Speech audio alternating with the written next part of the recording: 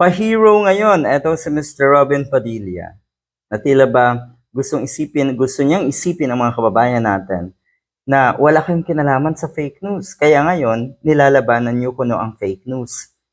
Ito ang masaklap diyan, kasi ang totoo, nilalabanan niyo ang mga sarili niyo. Sinusugpo niyo ang mga sarili niyo, Mr. Padilla. Gusto niyong sugpuin ang mga ulupong ni Digong dahil kayo ang pasimuno ng fake news.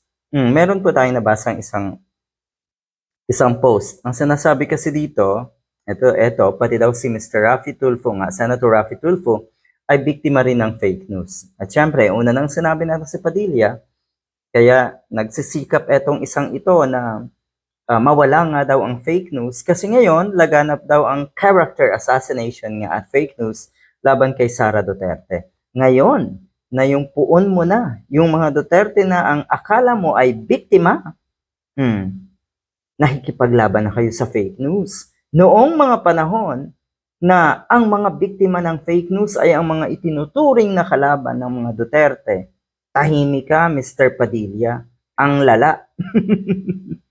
May panawagan na itigil na nga daw ang pagkakalat ng fake news. Maganda yan. Manawagan ka sa mga diehard.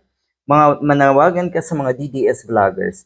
Manawagan ka sa mga nasa paligid ni Digong. Lalo na po yung mga lawyers, lawyers na mga DDS, ang saklap. Pasimuno rin kayo ng fake news. Tama daw na ituloy nga yung ganitong laban na mawala ang fake news. Kasi nga ang sinasabi niya, pati daw itong si Senator Raffy Tulfo ay biktima ng fake news. Pero ang napansin ko dito, ang sinabi niya, yung future president natin na si Senator Raffy Tulfo, nabibiktima rin daw ng fake news. Kaya tigilan nyo na daw ang fake news.